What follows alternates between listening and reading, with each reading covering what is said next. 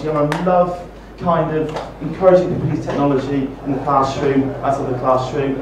And I have two awesome boys, half of them are here. This is Philip, and he's going to be talking straight after me as well. So, I wanted to build a time-lapse camera. I love photography, and I love taking photos. And one of the things I discovered about the Raspberry Pi back in when it first came out was you could make a Pi, take photos, and take photos after photos. And I really wanted to look at making a time-lapse camera. And I wanted a time-lapse camera that would move across the sky and photograph a sunrise. I wanted to be able to take my photos and put them straight onto Dropbox. And one of the biggest problems I've had with time-lapse before on my DSLR was when the camera would move, the camera would shake and I'd get blurry pictures. So I really wanted a camera that could take photos, that could move, not blur, and would work really well. I also wanted to run it away from a power supply. So my camera rig is running off an 8 amp laptop charger. It's a beast of a laptop charger. It's got enough power to run the Pi, the motors, everything. But I wanted to run it out in the field off of the battery. And that became, the power was like the biggest issue. Thanks, Philip. So this was my first attempt at digital making. And I wanted to go from the design stage, a bit of blank paper, all the way to building something. And I've had to get building stuff before, so I built a touchscreen internet radio with the Pi, the touchscreen interface.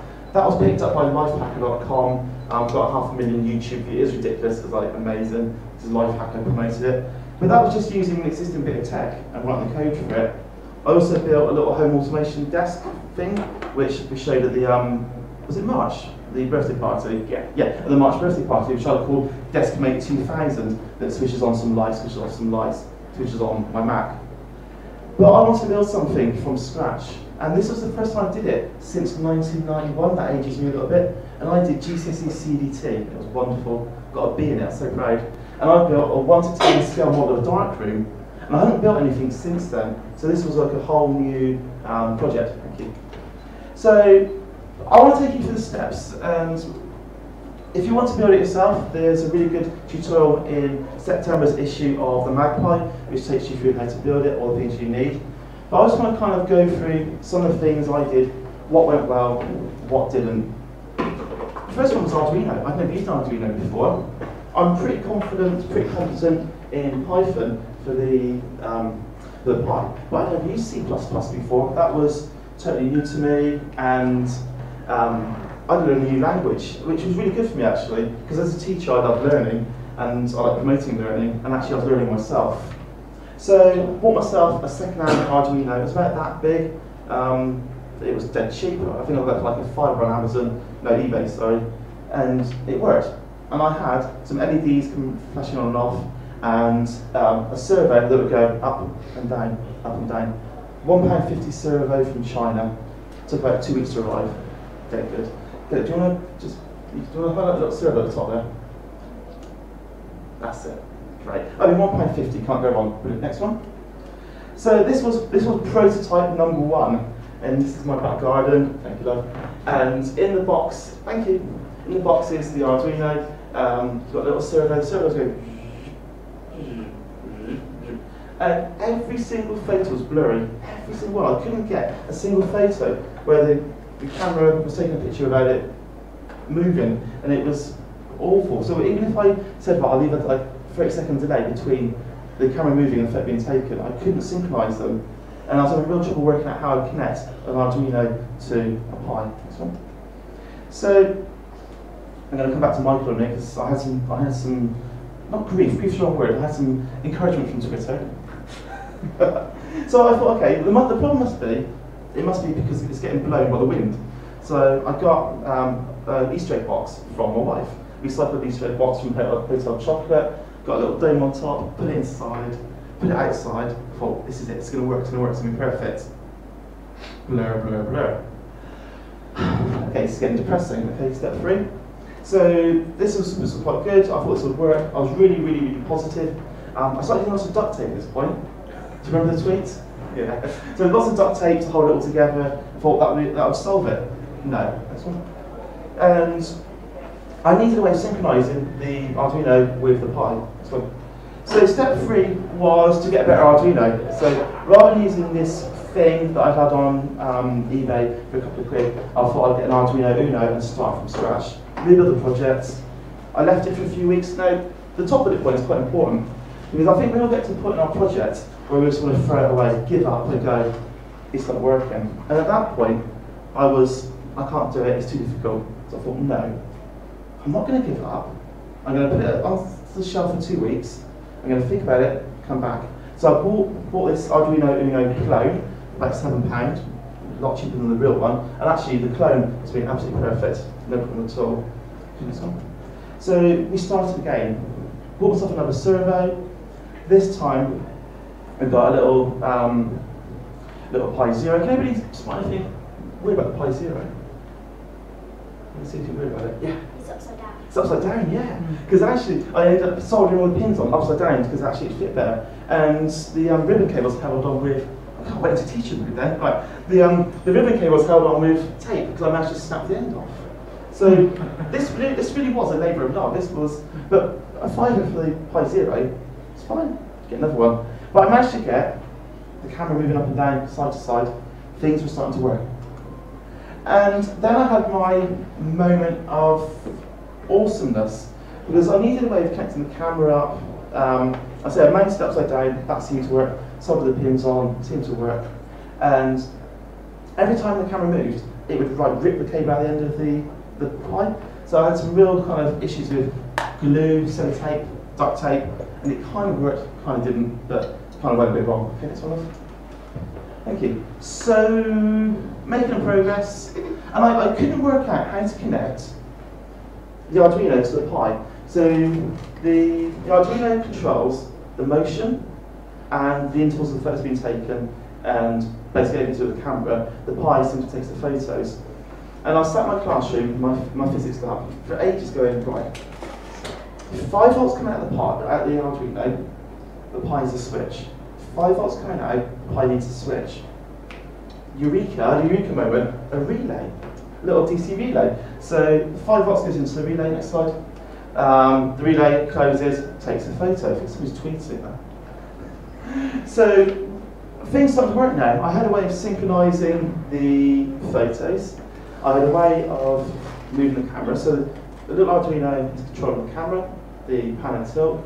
The relay at the front was controlling the photos being taken. It was all starting to come together. So now I got fancy. Now I thought, right, now I need to make it good. So got a little LCD display, dead simple, really easy to program in C++. It connected to Arduino in 30 seconds. Am I allowed to advertise? Yeah? Okay, all my components for this project were bought from Ryan Tech. Ryan's, I think somewhere. So, mainly because other companies are great, I use other companies all the time, but everything I bought from Ryan. Do you buy all your stuff from Ryan as well? Yeah. Yeah, and Ryan puts sweets in the packet and he sends you stuff, which is really cool. Yeah, so I got my LCD display, hooked it up, worked really well, next one. And then I wanted a way of controlling it. And I saw these keypads, sort of alphanumeric keypad, and I was so excited about it. Could I use, thanks again to Ryan Tech, could I use one of these 4x4 keypads as a way of inputting the settings?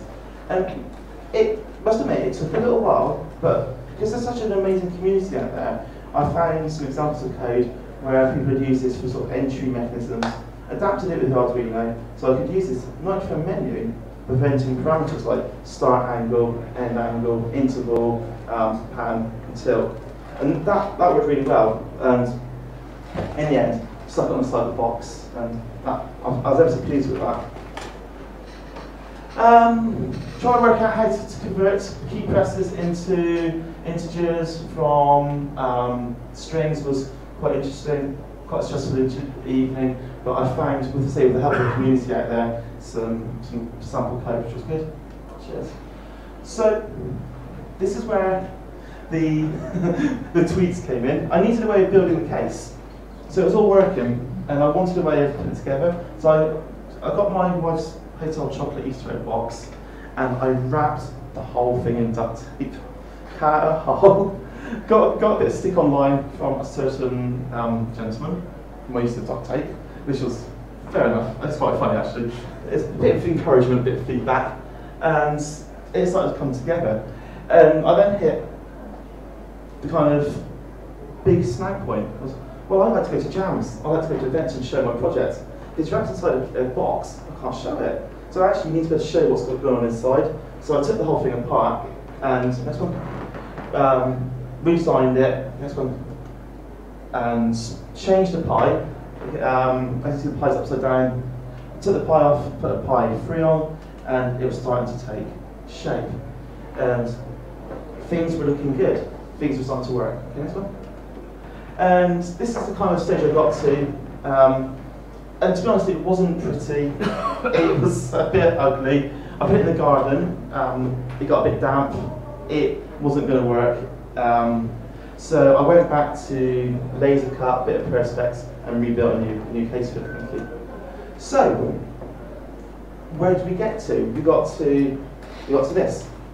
This is my Arduino Pi mashup motion time-lapse camera with automatic upload to Dropbox. Got Dropbox API included, automatic shutdown, and as I said, it's not pretty, but for me, it works. It works really, really well, and I'm actually ever so proud of it. Next one. So, from kind of left to right, we've got the control pad at the bottom, which inputs all the information for the Arduino for the parameters. We've got an extra long, do you want to show the extra long ribbon cable for the camera? So I realised fairly soon the camera was snagging, so I needed the longest ribbon cable I could find, which I think I got from CPC for that one, because they were quite hard to source, long ones. Nice little camera mount at the top. And can you find the Nokia phone screen for me? I suddenly got obsessed with screens, and I saw on Ryan these little recycled Nokia phone screens, which I thought was so cool. So I actually had 5110 when I was never work with children. Can you imagine my class? I'm glad you're not. No, I love you. Right.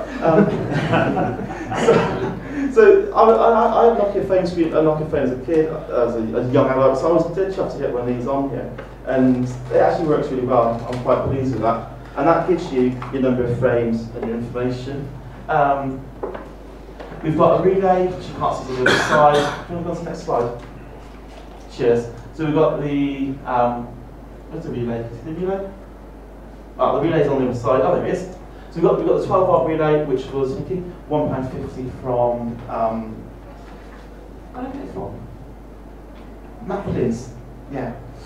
Right. Yes, I know. I went into Maplins in Solihull 2 weeks ago. 5 GPO leads in a bag, right? 5 short GPO leads, £4.99. Oh God, good not. I know. I'm like, yeah, no, thank you. It'd be easy to sort of mill the metal in that. So we've got the relay, little LED to give it a feedback when the photo's being taken. Yeah, I think it's called an LED. LED for the feedback, and power became a big issue.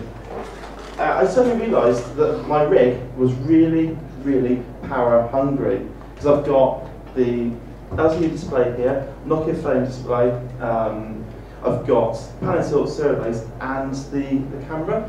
It all started draining a lot of power, and my first attempt was using a 9-volt battery. So I'll get up a bit. You waited till your talk, I'm going to be on the front row. Right. So, went out very early, 5 in the morning, went down to church. I thought I'd take a panorama of the suburb of church. Sit there on the wall, got really early, plug it in. The battery lasted 20 minutes. After getting up at like 4:30 to get to church, I was not a happy chap. So, I realised fairly quickly 9-volt battery was not really going to work. 6 AAs, quite a bit of capacity actually. These will last about an hour, which is quite good. Obviously, main power supply, I've got a decent 8-amp charger that will last a long time. In the end, the winning solution was actually using a phone charger, one for the Arduino and one for the Pi, and that was my best kind of out in the field charging option. talking about Raspberry Pi community, I went to the Warwickshire Jam, which is just up the road from me, on the way to Coventry, and I met a guy who said, oh, what you need to convert from 12 volts to 5 volts and to stabilise something like these sort of spikes and drops in power is a little buck converter. So I've got a little buck converter here. So 12 volts comes in, it's parallel split, 12 volts goes off to the Arduino, and 12 volts into the buck converter, 5 volts out into the Pi. So I've got multiple sort of power options for powering the Pi with either batteries or lanes. Next one, love. So this was my first photo taken at 5 AM in, I thought they were in a place somewhere in Cornwall. It's on my no, Port Leven, that's it, down in Cornwall. Got a little phone app, told me what time sunrise was. Didn't realise actually it was getting light before that, so I got down there nice and early, set the camera up. I really wanted to take something quite striking and good, so I wanted to make a good video for it. So up the road from Port Leven was Coldrose Air Force Base. I thought, that'd be amazing. Planes coming in, planes going out.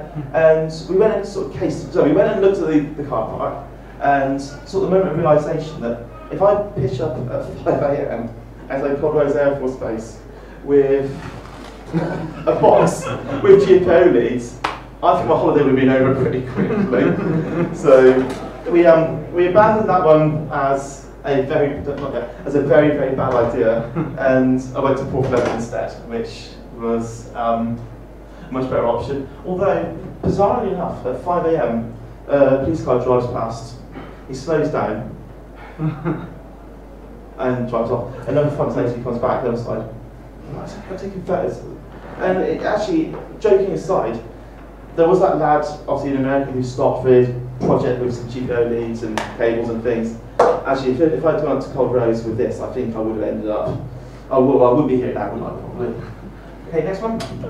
So my project got picked up by the guys at Magpie. Who went, "Oh, that is interesting. Can you write an article for us?" And I went, "Yeah." I was on holiday at the time and got back from holiday on the Sunday. When's your deadline? Monday morning. So I said, well, can you extend it? Yeah, I'll extend it to Wednesday. Okay, so they sent me a template. They're brilliant to work with. Magpie are fantastic to work with because they tell you exactly how they need to be done, what they need. It's really, really detailed. They wanted a fitting diagram. Okay, used it before, quite like it, found all the pictures. Deconstructing your own project to make a circuit diagram or run over something else. Oh my goodness. I was like, why have I got that cable? Why is that cable? What? Why did I do that? Hang on. It must have been a good evening's work to try and deconstruct it, to reconstruct the diagram. I was so shocked by it, actually. And then the thing that really surprised me was after I completed it, I went, I built that? I was like so chuffed that actually I designed it and built it, it worked. So I was quite pleased with that. Okay, next one. So if you do want to look at the project, the Arduino code, the Python code for the Pi is available on my GitHub account with Magpie. Don't please.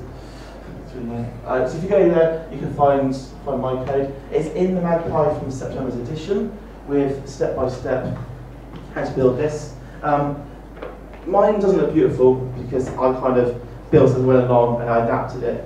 And just to keep Mike happy, there's still a bit of duct tape left there. Okay. Do you want to get the videos up for me? Yeah. So I've got two little snippets to show you. The first one was trial number 2. Which one's the first one? Motion Raspberry. That one. And this is outside church, like on 5 o'clock in the morning. So there's my little rig in sort of prototype when it's finished. There's the Epic duct tape model. And that's my back window actually, it's at my back garden. This was a sort of 4 AM sunrise in the summer out the back window. Can I ask a quick question whilst you interject? Is it triggered by light or triggered by time? It's triggered by time, so you put the parameters into the Arduino, so once every 30 seconds or... Have you thought about light triggers? I have, because the one thing I want to photograph more than anything is lightning. And that is like the next thing. We were lucky, we went to Orlando last summer, and thunderstorms every single day. Got my DSLR, didn't get a single flash of lightning. So I would love to build something that could be light detected, either using the camera to detect it, or using a little sort of photo cell to trigger it. But that's definitely on the next project. Is that lagging or is that my film? I wonder if you could get the radar, because obviously the best thing to track storms and things, as you probably would know, mostly is the radar detection. Yeah. You get some sort of API from that, maybe there's a possibility. So we know there's a storm in the area, stick into storm mode. Yeah, that's definitely kind of where I'd like to go, because trying to capture lightning is one of my things I want to do next. Cool. Okay, do you want to do the Port Levin Harbour one? Don't play it quite yet. So, 40 odd seconds of video, 5 AM start. This is one photo per 30 seconds per degree of motion. I was there for 3 hours. But they stood in bed when I got back, which was quite funny. Right, let's play. Oh, look for the man painting.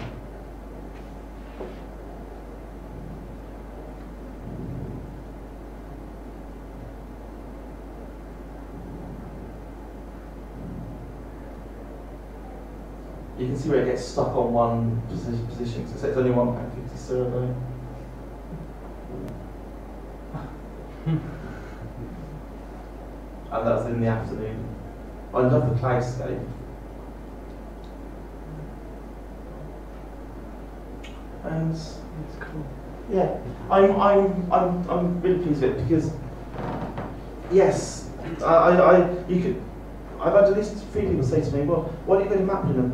Why don't you go to a shop and buy yourself a CCTV dome camera and use that? Yeah, but I wouldn't have learned some basic C++. I wouldn't have had this good idea of using a relay to trigger a Pi.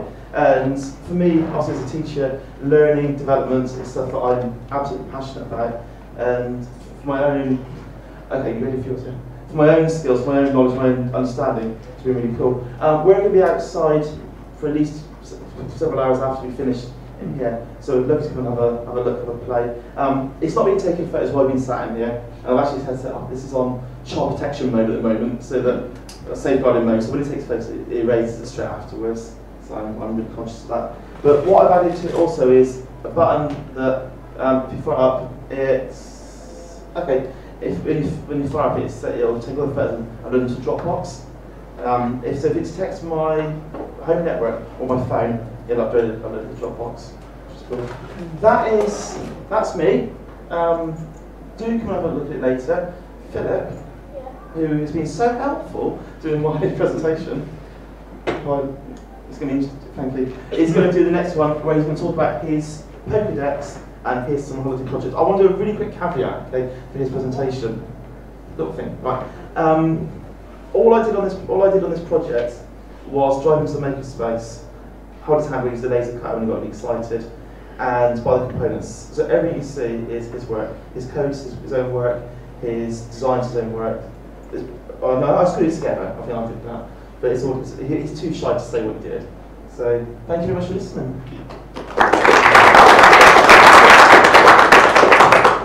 Quick question. Yes. You did describe it, but what did you use to convert 12 volt to 5 volt? The little buck converter. Sorry, what's that word? Buck, B-U-C-K. Thank you. But the one I've got, you can have a variable output voltage, so you can take any kind of, I think it's sort of 0 to 24 volts in. Yeah. And your head's a bit small for this. No, you need to wear it because you need to wear it for the video. Oh. Sorry, can I ask some question? Yeah. How much was it overall for all of the components not for the complete project? So, Hang around his neck and put the mic up. yeah. So, Pi, £25 for the Pi, laser cut perspex, I recycled from another project, say a £5, buck converter was a £5, relay was £1.50 from that shop I shouldn't mention. The pan and tilt servo kit, say £10 maximum. The Arduino was £8. So you're looking at the most, 50 quid for the entire project, say 60. But as I said, it's, you know, it's including the displays and the keypads. Bit of fun. It works. Yes. Motion time lapse number 2. Oh, lightning's over there. Snap, snap, snap, snap, snap. Oh, lightning's over there. And it's like, or fireworks. If I can make it up for November, that would be the next. Depends how much marking I've got to do.